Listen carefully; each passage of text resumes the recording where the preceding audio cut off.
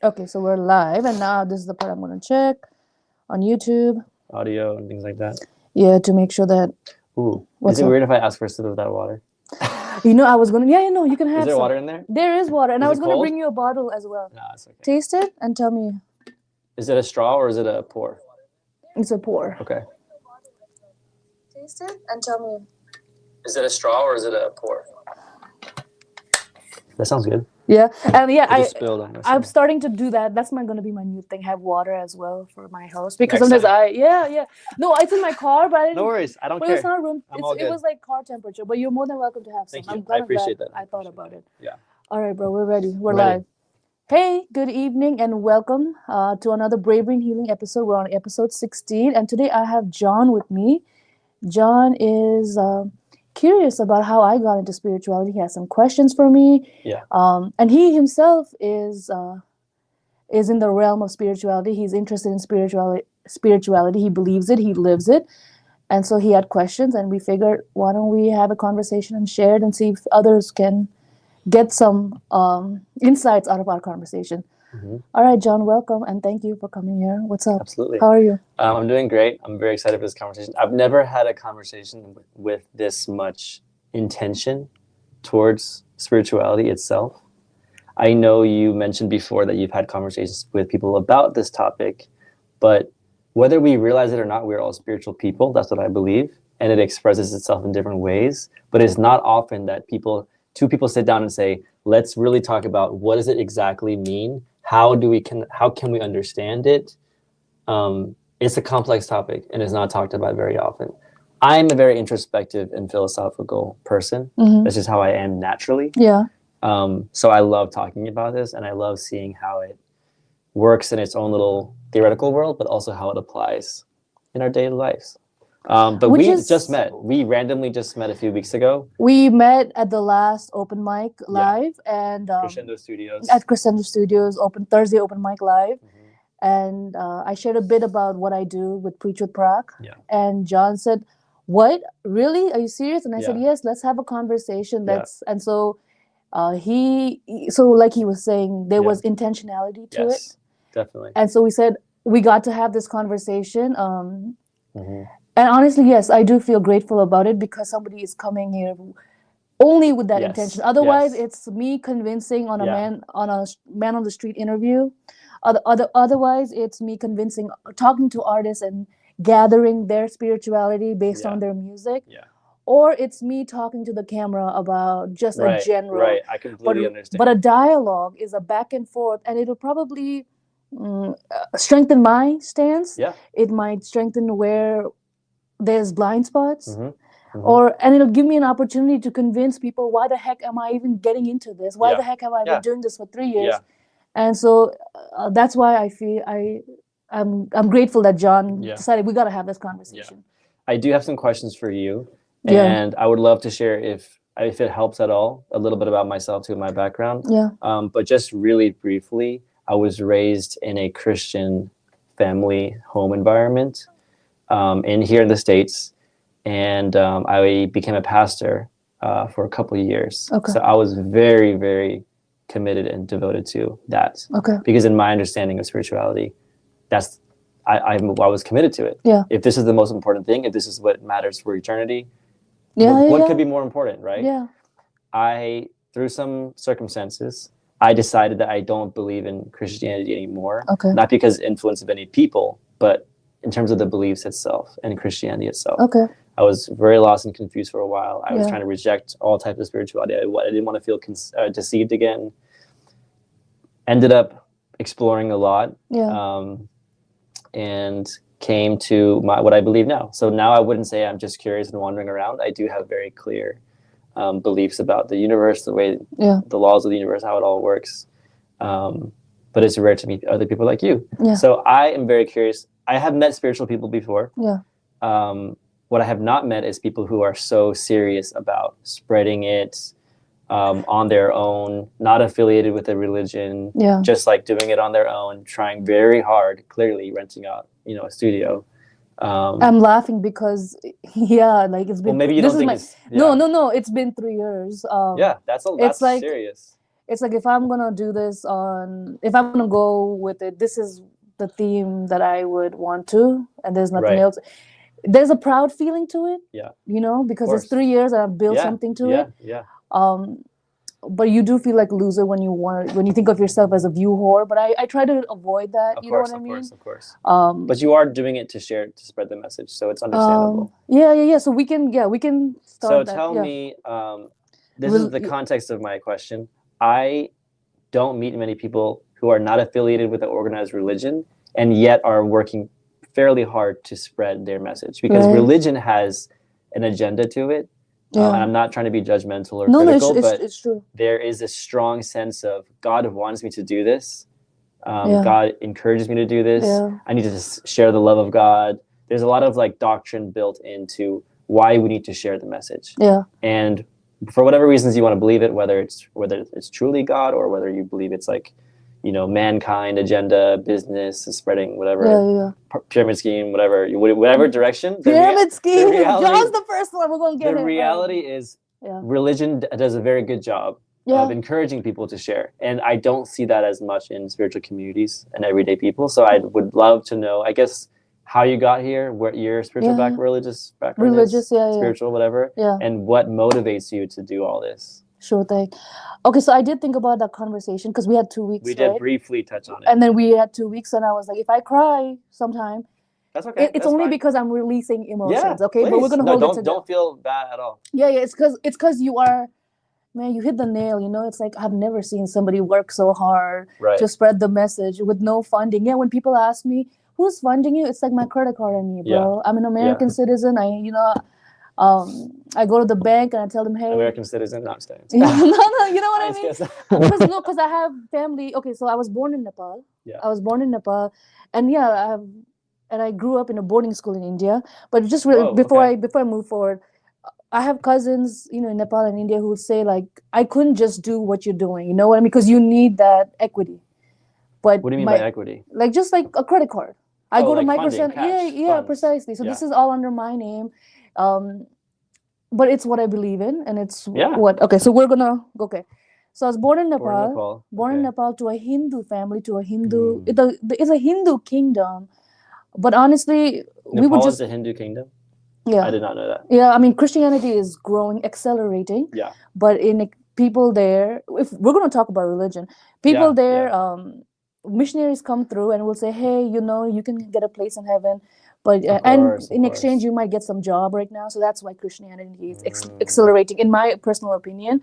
But it's possible that the missionaries are doing their work as well. Okay. Right. So I just want to say that as well. Yeah. So we grew up in a Hindu family. We used to go to the temple, you know, but it was not taught, hey, this is why we're doing this and this is why, you know, it was just a tradition. We go to the temple, we bow to the gods. Is the majority Hindu in Nepal? Yeah, and Lord Buddha was born there.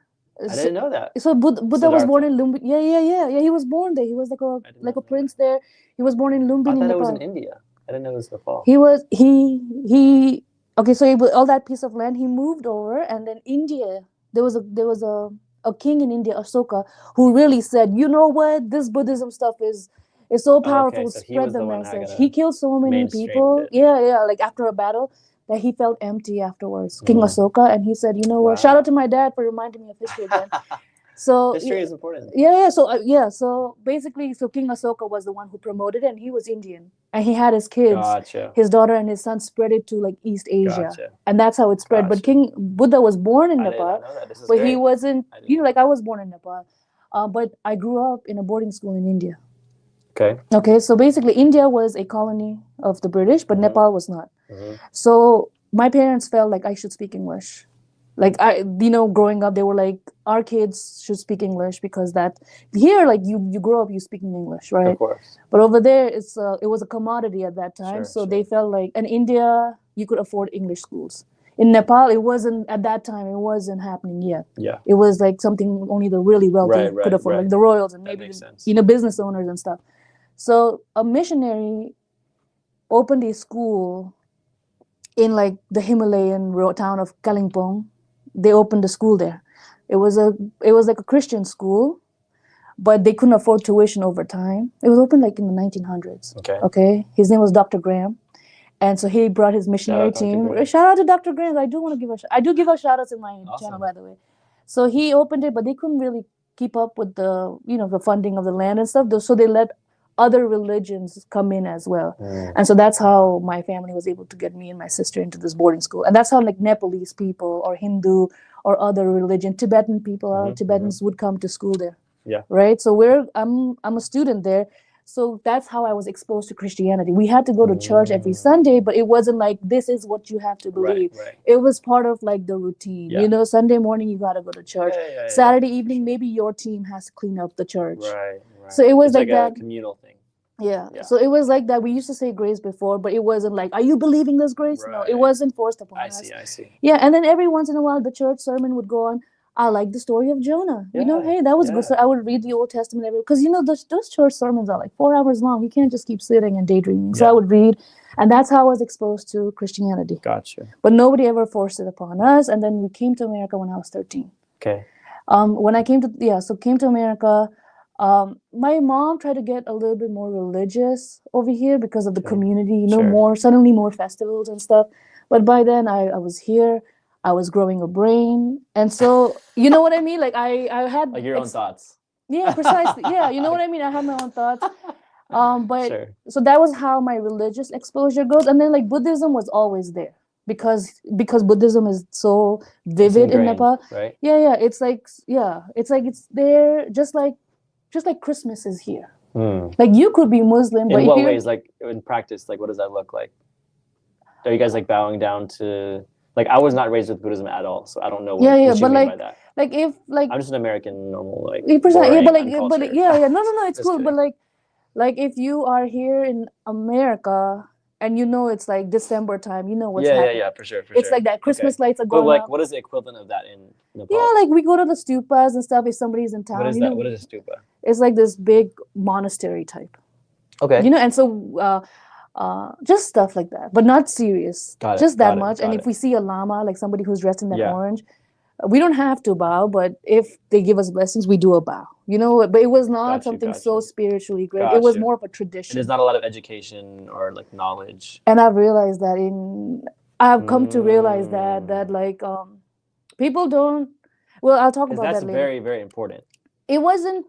Maybe in some Hindu families. At least in my opinion. Yeah, no, it is how it's taught to you, but in my family, my parents never dug it. So very casually Buddhist, very casually Christian. Very casually, as in like exposed to the culture, and we knew that like we knew that Buddhism was so big in Nepal that you just kind of know that it exists. We know that people are Buddhist, but we knew we weren't Buddhist. Hinduism by going to the temples and so on. Christianity by going to school, but nothing where my spirituality was seriously ingrained. Got it. And I thank my parents for that. I thank my childhood for that. Because you understand why. Now you're 13. You're in America. So I'm in America. Your mom is taking you to church. No, my mom's not church, but just kind of like festivities, Hindu festivities. Oh, Hindu festivities. Yeah, because we're there. She's trying to, but it's like it's never taught. Like this is why we do this. This is why that. It was never like that. It was like, come on, we got to go to this. Yeah. Which is a big difference because when somebody teaches you in that manner, it comes through your brain a different way. Yeah, very true. And then 18, I go off to college. And towards the end of my college, I begin to feel very lost. Towards the end of your college? Yeah. I'm like 21. So that lost feeling comes through.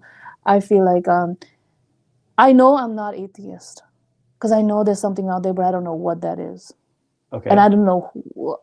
And I know like, and I'm a science student. So I know that like the new science kind of said that, the earth's not just there and we're around it. It's like this energy that's flowing through. And I was kind of like searching, but I wasn't intensely searching because I had to like get a job, But yeah, I was really lost. It began to spill over to my life. I couldn't and substance abuse was definitely part of it. Recklessly living, towards the end of college now. Okay. Like I just don't care. Yeah.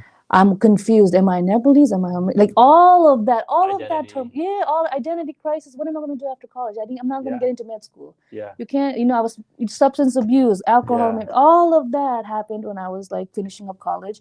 I had no idea, and it was spilling over to my life now. You see what I mean? Right. I do. So I come back home, and I know I don't want to just.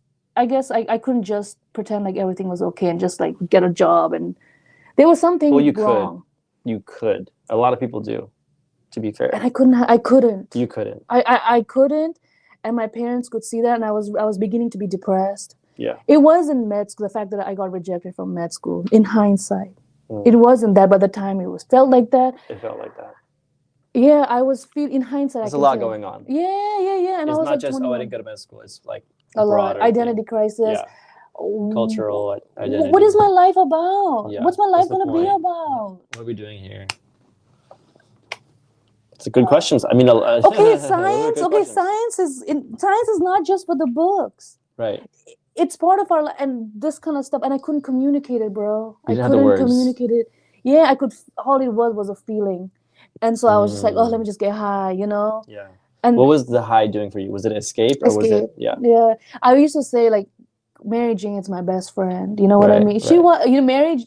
I abused it. You know what I mean? Mary Jane or marijuana is just a substance. You have to have community. It was holding. I was just escaping. I couldn't communicate. I thought the system was a problem. Okay, the system's out to get me. I was 21. Victim mentality. Oh, I was drinking the Kool-Aid straight up. Okay, you're the problem. You're the problem. But I could tell if everybody's the problem, then maybe I'm the problem. Right. You knew that subconsciously, or it was. Were you aware that it was creeping up on you? Yeah. And so my parents. So I came home after college, and I was still recklessly living. It was not cool. Post grad. But my parents felt like maybe I should. Yeah, so that was different coming back home. Yeah. And I would feel lonely as hell. Yeah. And the craziest part was I went to Virginia Tech. It's a big school. You went to Virginia Tech. I went to Virginia Tech. I went to UVA. Oh, right. Okay, right next door. Yeah, enemy. We're supposed to be enemies, rivals. Yeah, but the craziest part is it's a big school, Yeah, it's a big school. But by senior year, Blacksburg, yeah. By senior year, almost every class that I was in, somebody recognized me. That's how people would know me, but I would still be lonely as hell. So, did you have close friends? Yes, I had a group of freshmen. That I started. I met them freshman year, and we were still friends. They were always around, but loneliness is like that depth you didn't share. That loneliness, and the craziest part was there were always people around me. So were you a part of any Christian organizations or Buddhist or Hindu organizations all through college? But I remember like sometimes because that is a normal part of life where people start to get more involved in college. They join in something. I didn't, but I remember like once I met 2 Christian girls in like the Squires Student Center, and we were talking, and this was senior year, and do you know Squires? Yeah, I've been to Tech. Oh my gosh, yes, Squires. You know Squires. Yeah. So there were 2 Christian young ladies, and they were just talking about what they were feeling, and I was feeling the same thing. You know what I mean? About like what it is, where we're headed, and what is it about, and yada yada. Questioning the bigger, questioning, like there was no Those way are the right our life. Questions. Yeah, and so it was like I was definitely having a great conversation with them, and they were like representing this Christian group, right? And that was where it was, like my end of senior year. That was where it had to have begun. Like my intellect went there. So you think those questions kind of sparked something? Not just those questions, but that just being like exposed to college opened me to this new level of, and even the science changed. You know what I mean? I was exposed to more science and stuff. It exposed me to this new world. And you know how when you're exposed to light initially, you're like, it was. I think in hindsight that's the best, because I don't want to wrap it all up and say it was all terrible. No, but I think it was like like what am I? Like there's no way the formula to life is high school, college, marriage, mortgage, job, car, divorce. Come on, it can't. That cannot be the formula. Y'all. Divorce number 1, divorce number 2. You know what I mean? That cannot be the formula. You're right. And I was struggling with that, but everybody was doing that, John. Yep. And still, you know what that feels like? Everybody's doing it, and come on, drink the Kool-Aid. Right. And I just was this isn't right. This isn't right. I couldn't. So then, fast forward, I come home. my parents are like, well, what is happening to our baby girl that we brought from Nepal? I'm the middle one. I'm the middle one. Okay, I have an older sister who's doing everything right, right? Oh, Who's that's doing rough. everything right. But I was, So two siblings. two siblings. Older and Oh, younger. younger brother who was like seeing his older sister, just like, Yeah. just like, oh my God, what happened? And then I come home. I'm unable to get to med school again, duh. And I choose not to get a job. I like Okay. choose not to get a Well, 9 you're to living at 5. home, so you have a little cushion there. Yeah. And like I choose not to join the 9 to 5 pharma Yeah. whatever. I choose not to. Yeah. I get a job at It's a a big choice. hotel instead. Just like I just to get some extra Yeah. money. Because I believed at that time that if I plug into the 9 to 5 life, if I plug in now, that's it. I understand that completely. Because that time, your time is gonna move so fast in They life. keep you very busy. Then the next thing you know, I'm 65. Yep. And you're I'm climbing like, the ladder, you're looking for the promotion, you get kind of caught up. And I don't want to say it's necessarily a bad thing, but it is definitely like you step into the rat race and it starts going. I sensed it, and I didn't know I was in a rat race. Yeah. At that time, but I was with the whole med school. Yeah. And so you're surrounded by people who, that's their world too. So it becomes your world, I think. And yeah, I understand. And even coming out of college, like people who are out of in the real world, hey, what are you gonna do next? What are you gonna do next? I had no idea, bro. Okay, I didn't get into med school, but I knew what not to do, and so it was really difficult for my immigrant parents to deal with this. And I shout out to my parents for dealing with this up until now. But I just decided to do the Peace Corps. Oh. And I would go like 2015. So like 2 years, I had to wait it out for like a year and a half. Yeah, you had to go through that process. I had to wait it out. Yeah, so I was like, all right, I have that coming up, and I began to travel. But while I was waiting to travel, I would work at the hotel, save up money, and I would read. I began reading. I began reading books, and like The Alchemist would be one of the ones. You know The Alchemist? I do. Okay, this is Preach with Prak's all about The Alchemist, but we're doing a content creation version. Yes, the universe exists, and I learned to believe it. I learned to look for clues, and especially when I traveled, the universe responded back to me. But even here, the universe was there, and it would began to respond back to me, and then then I began to read. What triggered the books, The Alchemist? How did that happen? Well, okay, so that was kind of like it was at home. I wasn't doing anything really, like I was working at the hotel, like morning shift, but why not just scroll? Why not just doom scroll? Do it. Doom scroll, like just why not just Oh no! I could tell that there was something wrong, and I wanted to fix it. I wanted to fix it. I could tell I was not in a good place. I wanted to fix it, but I wanted to avoid pills. I wanted to avoid the pharmaceutical intervention. I just think that I was big on that. I would say a lot of people today are aware that something's wrong, something's missing, I'm lost, something's not right, whatever. But it's just, I think one of the issues is our society has no end to the number of distractions available to us. And so it makes it so hard to actually sit with those questions and look for answers because it's so much easier to just... And it does cost a lot. I can see why people are unwilling to do it because it's a lot. It's heavy, yeah. It's heavy, but honestly, guys, it was worth it. And I remember feeling... Are there people here? Or are you just saying, honestly, but guys? I'm saying it in the... Chat, it's worth it. Yeah. But it's like, it was kind of like this young... Okay, so over time, when I, began to come back, there were other young ones I would meet. And so one of them said this. So this is quote from somebody like young, other younger people that I would meet who would feel that way, because like once I began to travel and I came back and I said, okay, I'm ready to live a certain life with spirituality as a main theme. I would meet other young. How did you get to that point? The books, Alchemists. It was books. It was traveling. It was implementing. Like living on a spiritual life is kind of like you got to work on it. You got to work on it, whether it's by. And so what I promote is like meditation, but I didn't start meditating until 2019. But 2013, 2014, journaling, believing. Just that, like you were talking about, being a pastor and stuff. But that initial step was like you believed in this so much, and now you kind of taken a step back, saying I still believe, and you really believe in it, but you just don't know which platform to give it to yet. But just that one step back. I believe you're still, you're still on that action of like you do believe. So just me trying to remind myself that I do believe in this life. I do believe in the universe. I do believe that there is something more to this. And a lot of the books on free will felt like a big one for me at the time because I was doing something that was kind of out of the norm. Everybody had gotten jobs and stuff, and I was working at a hotel with like a science degree. Right. That's what I know. That's how people felt about it.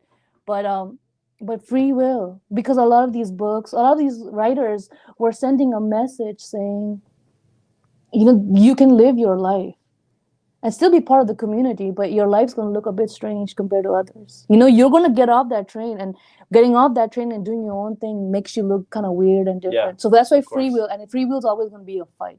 So that's how it kind of. Okay, I see that. Does that make sense? Yeah. And free will is not, I'm going to do me and forget the rest of you. I learned, throughout these years, in 10 years, I would say, free will is also being part of a community. Where you're not trying to destroy, but you're also trying to build and create. We're here because of other people who built and created. So I understand that now as I mature and so on. But what got me back into it was I found my way out. I found my way out by the Peace Corps helped. I was there only for like 6 months and then we broke up. But it got me that shake, of saying there's more to life. And I remember thinking like, John, like, suicidal was definitely a thought, but not like I would actually harm myself, but like feeling like like there's no point. And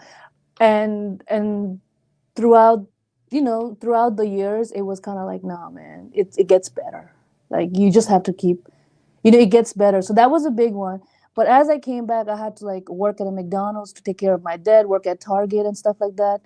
So I had to deal with my ego because you know what I mean? You know what it is being working, and then I like, but I would meet but that's what I mean by youngins, like kids who were working there, because I was working with like kids and they would feel the same way that I used to feel like a few years ago, but I had found my way out.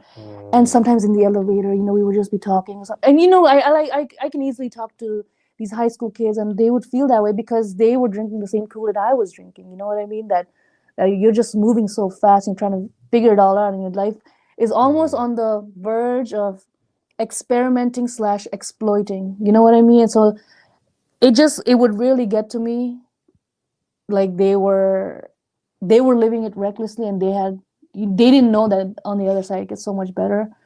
And it would really kill me. Like it would really hurt me. So once I got an adult job or a big girl, you know what I mean, like an adult job, I had promised. In those years, by the way, I also worked with a writer and I released an audiobook. It kind of got there. And so I saw that like my voice could be an asset in the United States. I could do something with it. What was the book called? Irish Luck. It was just like a fiction book, but I was able to train my voice and use my skills. And so I promised myself that once I get an adult job where I can be sufficient with a 9 to 5, I'll do something in the media space, and it'll definitely be like something along those lines. And when that happened, I went to like a studio, not this one, another one, and she suggested, you got to go to social media. If you want to talk to people, you got to go on YouTube.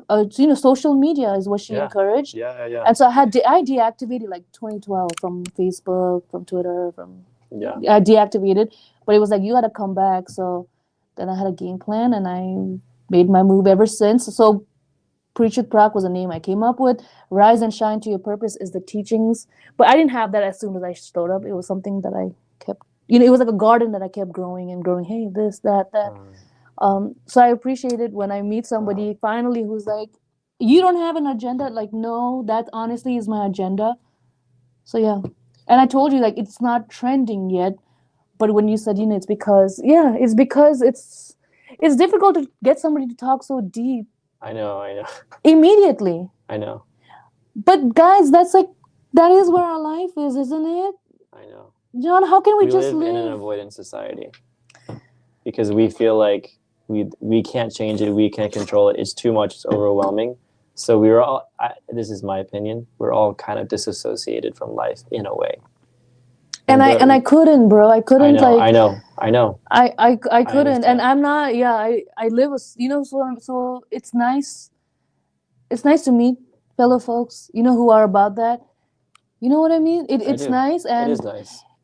it's nice to be recognized for my effort, man. You have no Aw. idea. You have no I'm idea. happy. Well, what stood out to me, so it sounds like I'm understanding your story in terms of why you felt motivated to share. But what I'm also curious about now is how you came up. Because when we talked last time, you were showing me your page or your website or whatever, and preachwithprak.com. there are a lot of very specific and very like organized teachings Yeah, that don't come from another religion. no. And I had a lot of questions about that. Well, not a lot, but a few key questions. Basically, Yeah. I completely understand, and I think a lot of people can relate to feeling lost. And then, over the years, we typically end up finding some form of worldview that we can work with to just go through life, right? Yeah. But what most people, and some people will share that when the time comes and, when conversations come up. But I don't know many people who organized it into I'm going to use the word doctrines, like, so for example, like 13 pillars of whatever the hell. It's 5 pillars for your self foundation, 10 commandments for your mind, right? and oceans for emotions. Okay. So 3 years ago when I said, all right, we're going to do this media space, initially, if you like go to some of my first videos, I'm just talking. Right. And I couldn't talk for much because there wasn't much to go on with. So like a year into it, I thought, why don't I organize these ideas? So I'm still reading. At this point, all these years have passed. I'm still reading, but now I'm reading different themes of books, but around the same, like self building, motivation. A lot of them are like entrepreneurial books. A lot of them are like all types of genres of books. But I'm always looking for that theme of building yourself. So when it came down to that, I decided, why don't we have something for the mind, something for the body, something for the soul? But I didn't have them initially, right? So first I wrote the mind, and I wrote 10 commandments for your mind, and I just kind of organized it, and I see. Construct. It was like creative writing. I understand what you. I think I understand what you mean now. Yeah. I think It was a feeling. It was these feelings that I have been living, that I've been building, and now it's time to jot them down so I can communicate it. So how would I, So it was creative writing, but it was also like based off of life experience. The past 10 years, since 20. What works for you in your life? Yeah. So coming from a Christian background, and not just a Christian background where I go to church because my parents are dragging me there, but I'm like revering the word of God. Like you were a pastor, Like in my worldview, the Bible, this is not my words, but according to the Bible is the standard. Of course. Does that make sense? Yeah. Not only for people who believe in it, but universally. Yeah. And I've been around Christian people, Right. So my life, I don't use the word of God to mold into my life or to fit into my life. I fit my life into the word of God. If I think something in the Bible doesn't really make sense or it doesn't apply, that's because I haven't understood it, not because it doesn't apply. Yeah. And there are some people who will choose parts of the Bible that they want to read, or choose favorite parts, at least parts that they ignore or don't read. I made a very strong point to read the whole Bible multiple times, as many times as I could, and try to learn everything, understand everything, and not just get like one bias or perspective or lens of the Bible. Even if I liked it, if it's not what God intended, it's incorrect. That was my view. Yeah. That was my view. Yeah. So I want to understand it from the point of view of God, so that I can, number one, live it out in a way that it would please Him, not only me, but also so I can share it in a way that's accurately representing what He wants, and not just my spin of it. Okay. Like if I'm representing you to another friend and I tell you my point of view, well, what if I'm misrepresenting you? What if that's not how you would want to have been, if you were there, how you would have said it? I got you. Then if I'm really your spokesperson or messenger, it's very important. I know it's very, very critically important that I know as much as I can about you. Not just in my prayer time, what I think I hear in my head is God, but the words that you have already given. So I took the Bible very seriously. Sure. Which is also why I became a pastor.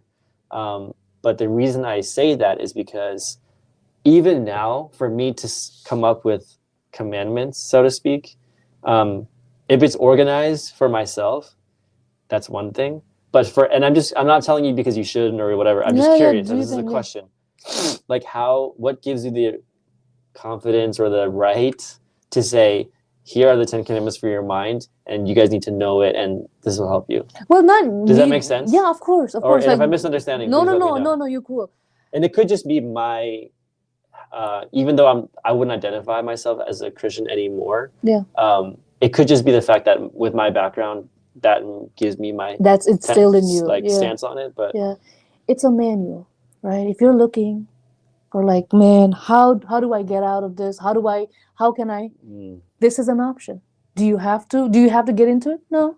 I see. I'm not going to shove it down you. You know what I mean? I'm not going to shove it. But if you feel like, you know what, I really am looking forward to it. I'm looking for something. Here's an option for you. The 10. This I like is for how your you mind. look into the camera. I'm looking at the camera. Personal, yeah. This is an option for you. This is an option. You know what I mean? It's that's good. That's good. And it's 10.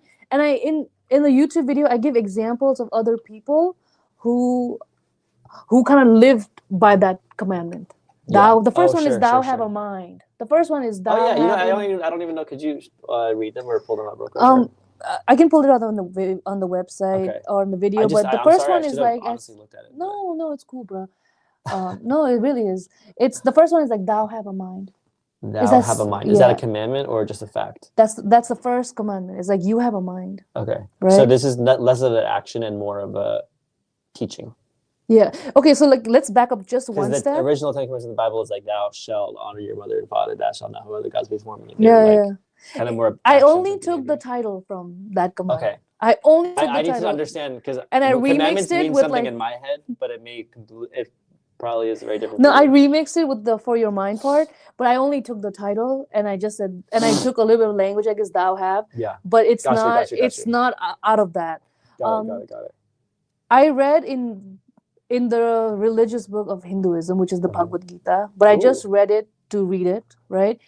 It had an idea, right? It had an idea that our mind is like a horse.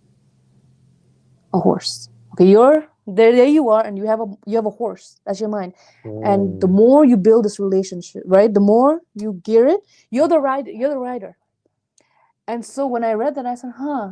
And so when it came time to create it, I said, why don't I remix the two? And I said 10 commandments for your mind. And I took that idea of our mind being a horse, and I came up with 10 commandments. Like, thou have a mind. You have a mind. You, when you come into this life, you come with a mind, and think of that as a horse. You come to this life as a horse. And the first example I give is like, I don't know how, but do you ever remember watching commercials on TV? And it was the mind is a terrible gift to waste. Do you remember that one? From what? United Negro Fund.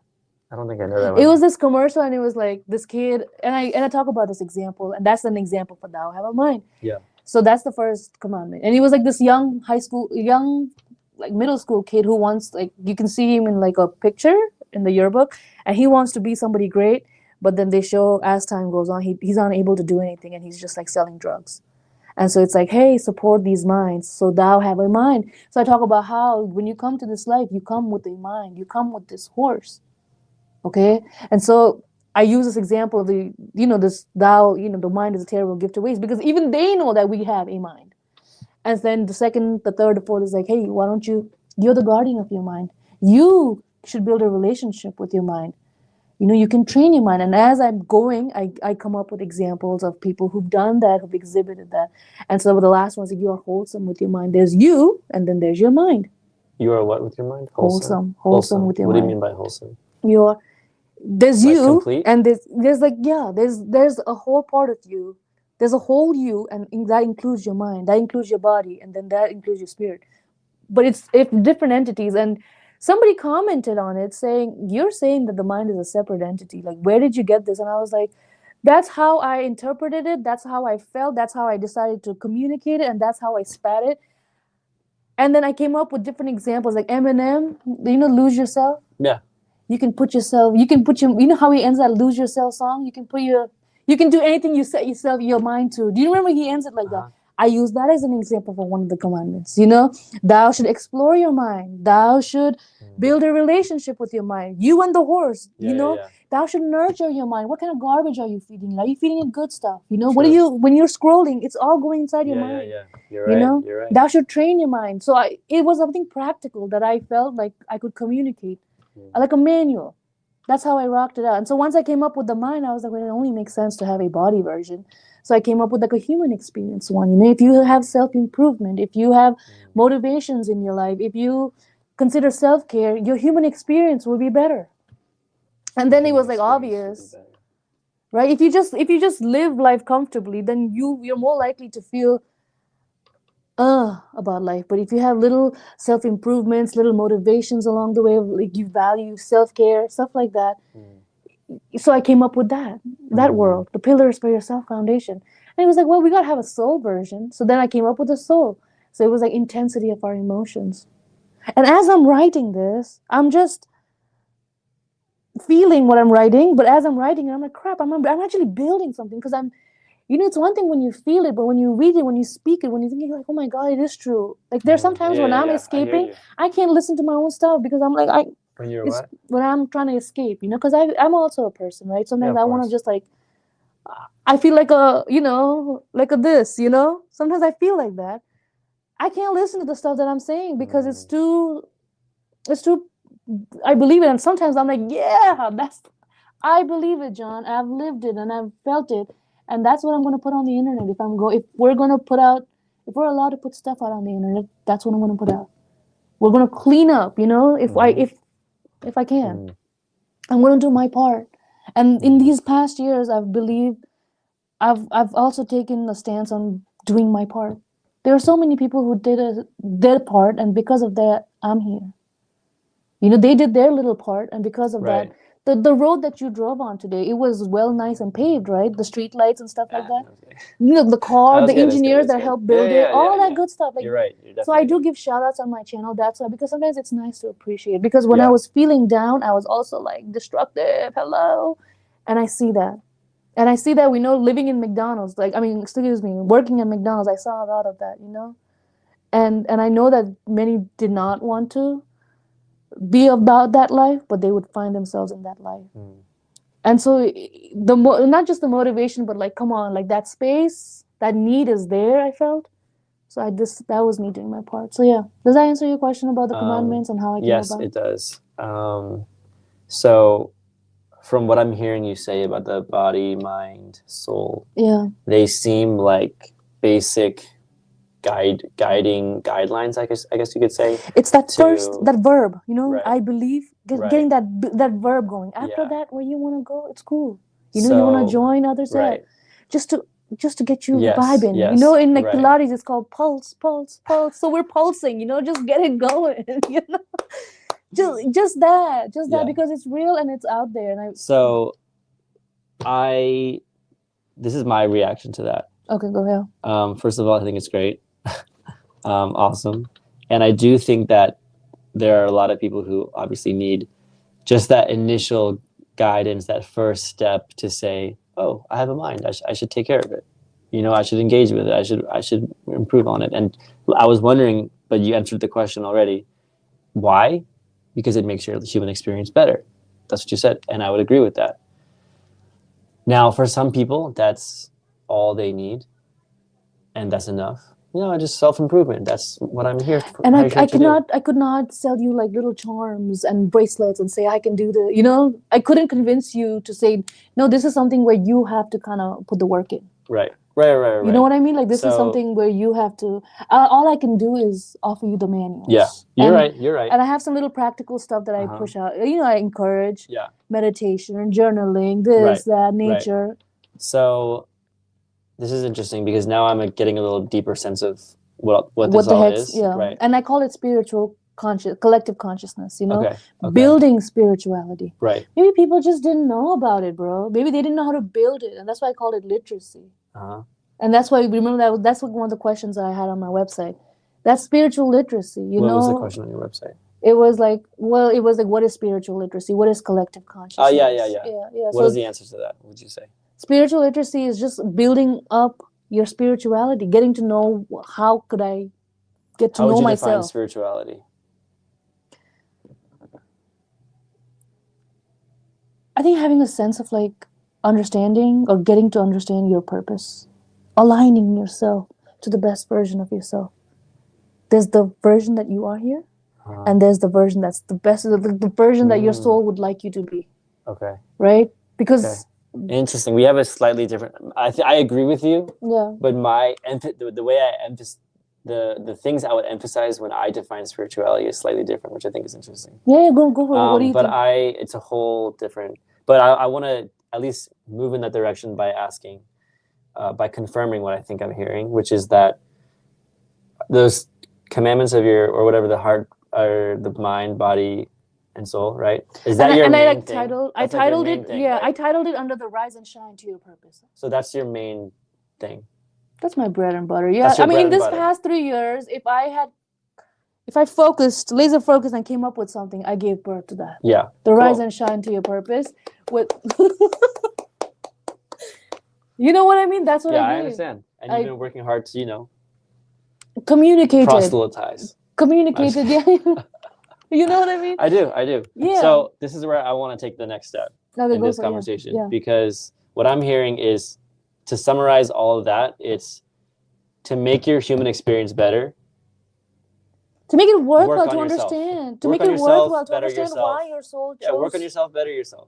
And the other one is like, the one big theme I hit is like our purpose and how our soul chose to live and experience this life.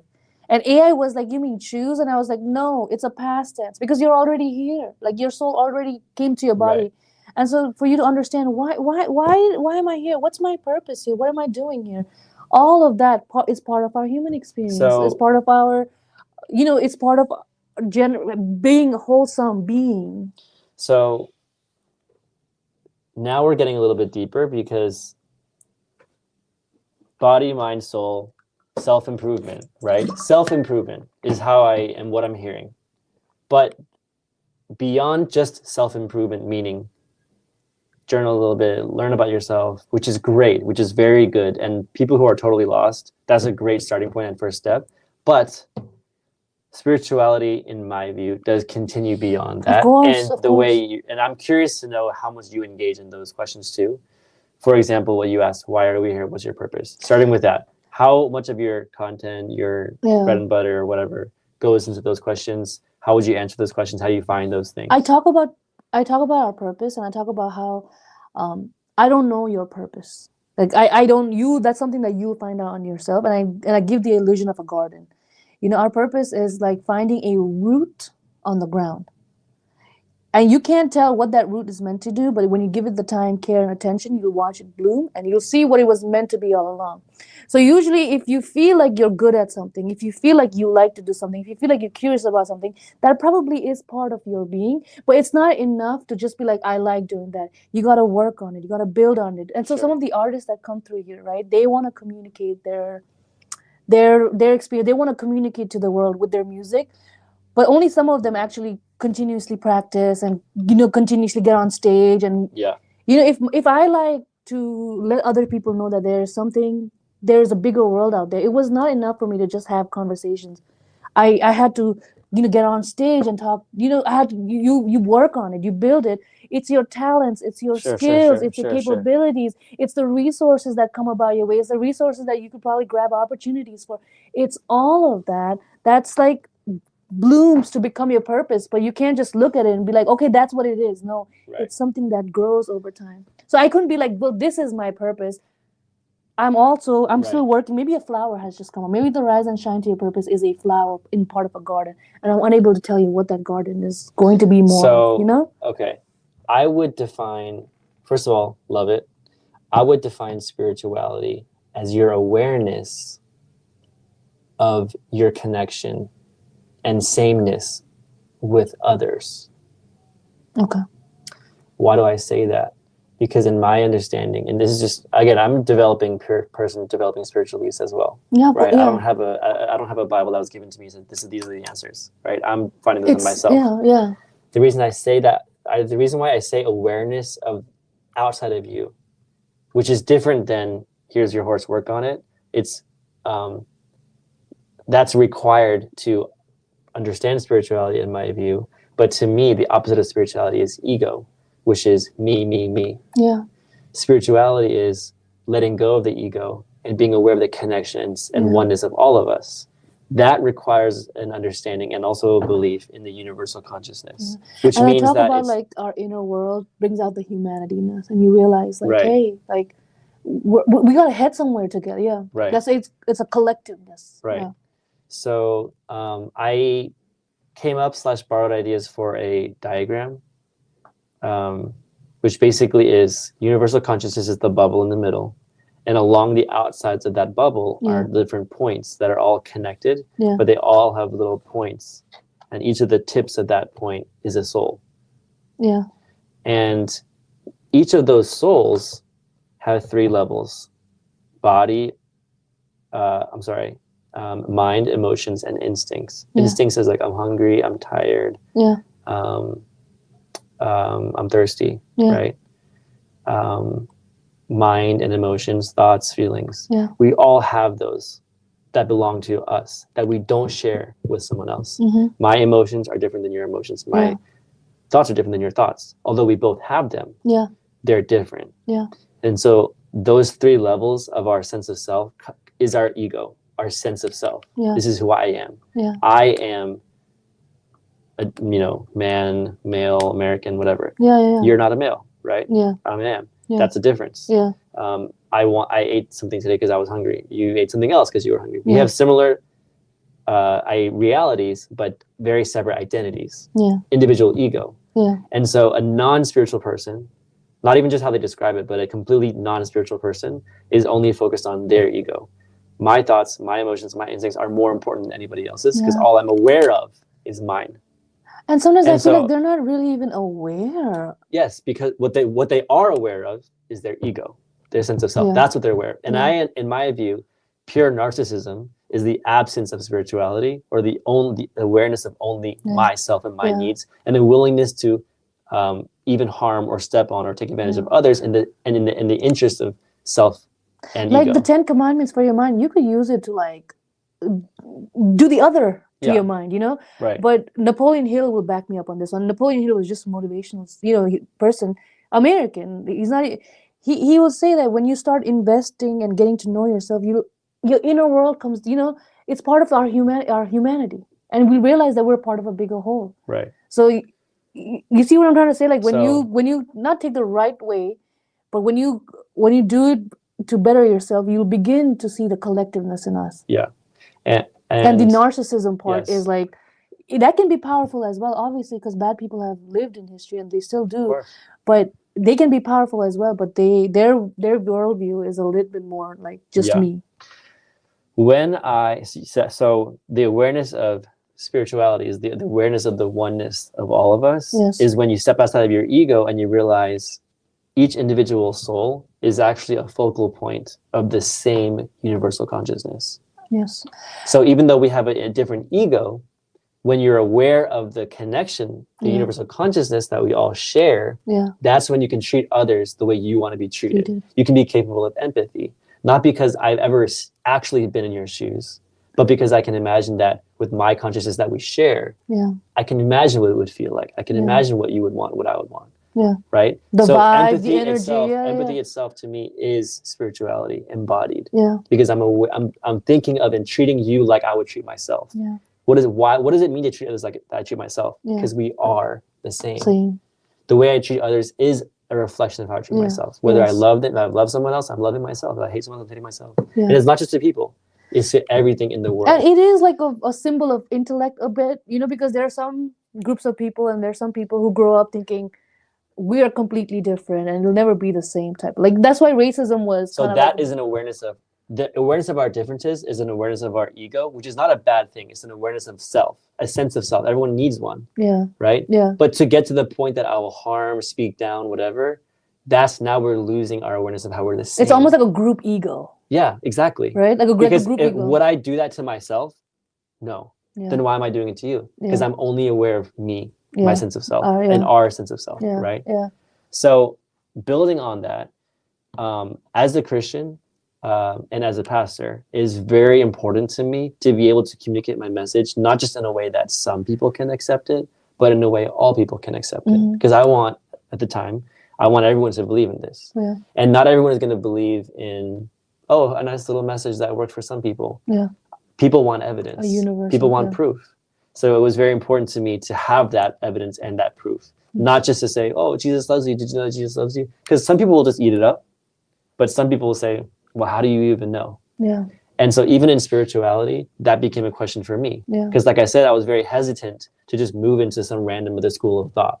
Yeah. Because I invested so much into a belief system that I ended up not. You went to like level with. 7. You know, like you were deep in it. Yeah. So it's like the question became, how can I prove spirituality even exists? All these things I'm saying have any validity, even for myself to believe. Sure thing, yeah. And I got into the science of it.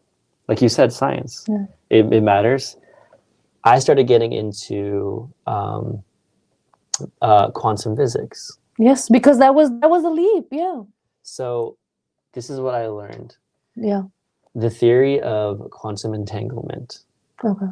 Which is the observed reality that any two particles, no matter how far apart they are, when you manipulate one, the other's manipulated in the exact same way at the exact same time, almost like they're the same particle, even though they are separated by any amount of space, which is a physical and literal impossibility. Yeah. And that's why scientists can observe this, but they don't understand why this. They don't know how to like bring it back to sociology. They don't even almost know why it happened. How it is a phenomenon they can't explain. Yeah. How can two things that are separate and different behave as if they're the same thing? Yeah. Yeah. And I found the secret, the answer in Taoism. There's a Taoist saying, 1 becomes 2, 2 becomes 3, and 3 becomes all things. And that's where which basically means everything, as different and as strange and opposite as they may appear, all come from a source. All come from a source. All come from a source. Eventually, it comes from one source. Taoism calls it the Tao. Anyone can call it different things. Religion, we in Christianity we call that God. Yeah. Right. Yeah. There is some sort of force that created everything. Yes. Even though the universe itself is constantly expanding. Yeah. So if we go back in time, it's constantly shrinking. To what point? Yeah. Until when? Right. And then that brings up a lot of questions, right? But at least we can say the answer to that question of how is two things that are opposite actually the same? When you really think about it, even though the wood, the camera, the metal, it all looks different, when you break it down more and more, the more similar it gets. Right? Yeah. We're all made of molecules and atoms. Yeah. We're all made of protons and electrons. Right? Yes. When we really break things down, we find out they're more and more and more similar until to the quantum level, they're exactly the same. So what does it mean that we're all the same? That's spirituality. You and I are more the same than we are different. Actually, we are the same exact thing. We need a sense of self to live in this world, to operate. But who we are at our truest core is members of the same universal consciousness. Okay. And the more I'm aware of that, the more I can live my life in connection and to others. Okay. And the answer to how do I find my purpose, I can't tell you what it is, but I can tell you how to find it. Yeah. The way to find your purpose, and this is just my view, is very similar to what you said. You chase after the things that catch your interest, the things that you naturally enjoy, things that you're naturally good at. Not to say that is your purpose, but to develop and you those watch skills, it bloom. those habits. Yes. And eventually, what is that? Why is that so important? Why is that your purpose? Because we all have different interests. We all have different skills. And when we use them in unison together, the intersection we satisfy of all of our needs as a whole. The intersection of what we need, what society needs, and we where find you our are. place in the puzzle. Yes. That's purpose in the whole. Yes. Because the universal consciousness is everything already. Yeah. But we're all divided in individual, the way I describe it, focal points of the universal consciousness. There was a motivation book about jobs, and they talked about that. Your purpose and your talents coming intersection. Right. But you read that somewhere else. But the theme, that's where we're headed. You know what I mean? That's where that's what it is about. But people, and I want to give writers and people more credit now that it's more obvious now than maybe 50 years ago, maybe 100 years ago. Well, No, that's what I was. Yeah, like it's more okay to talk about it now. Maybe the generation now has everything to them. They're not surviving as much. You know, they're not getting their basic needs. They don't have to spend as much time getting their basic needs. So everything is to their step. That now it's like there's a hunger for it. I want to believe that. I really do. I based think on my observation. we're all spiritual beings, whether this was trending topic or not. That's who we are.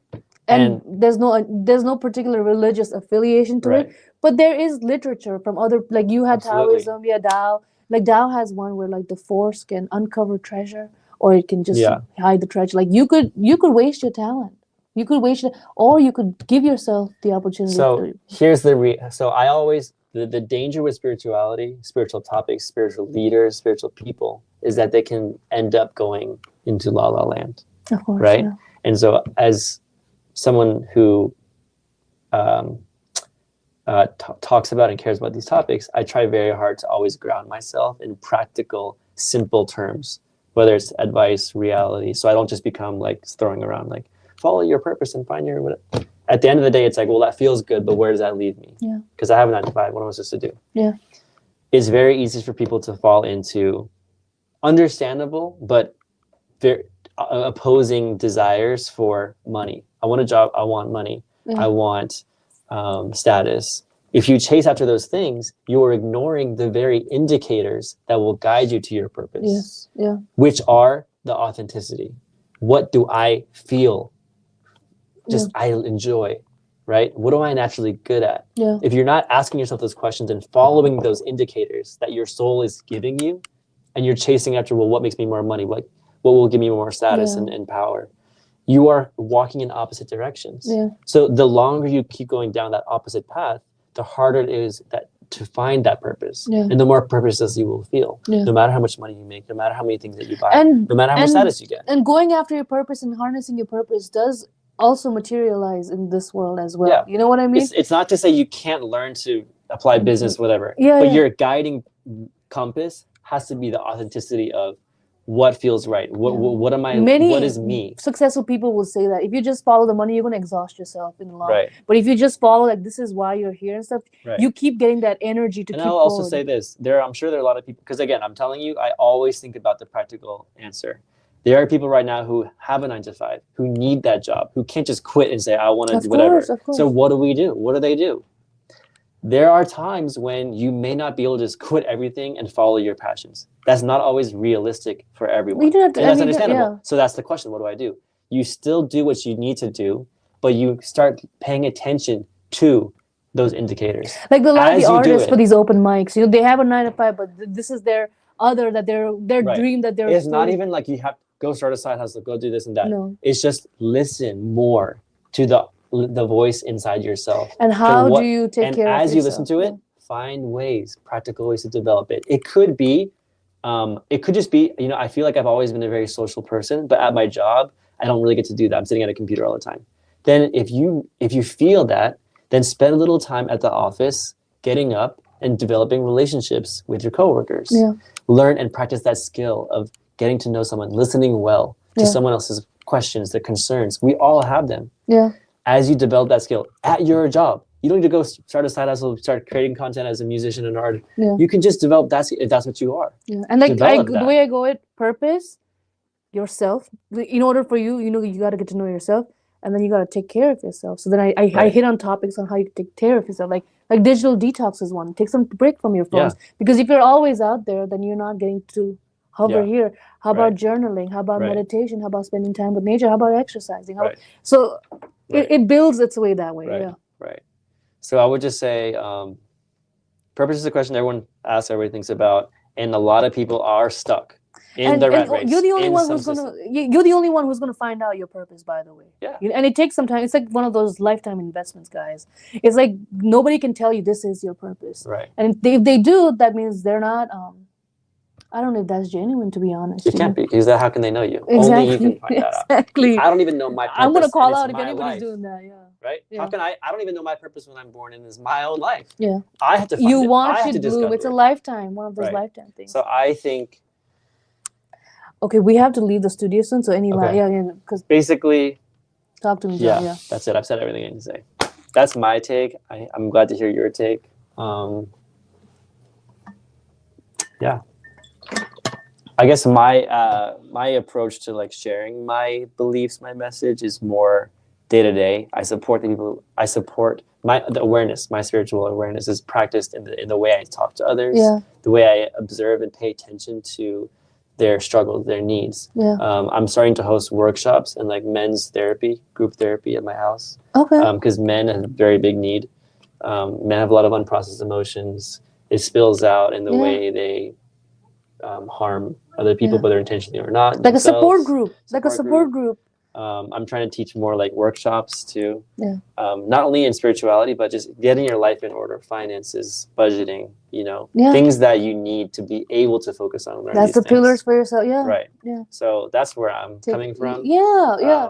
As long as we're all headed in the same direction, you're just taking a different. We all have different ways we fit in the puzzle. Exactly. And I'm so glad that we are here sitting. I'm so glad you gave me the space to like. You gave me the space. Share. I'm just here. I'm a guest. No, but at least you're giving me the option, the space and the opportunity to kind of like speak a stance. Yeah. Because it's one thing if I was just talking to myself, but it's a whole different thing when it's a dialogue. Absolutely. And I'm glad we get to share about, you get to talk about your support group and you're doing your part. Yeah. In this. Yeah. And that's all that matters. You know Absolutely. What I mean? Yeah. Absolutely. Thank you. Yep. Absolutely. Have a good evening, guys. Have a good evening. Listen to the indicators.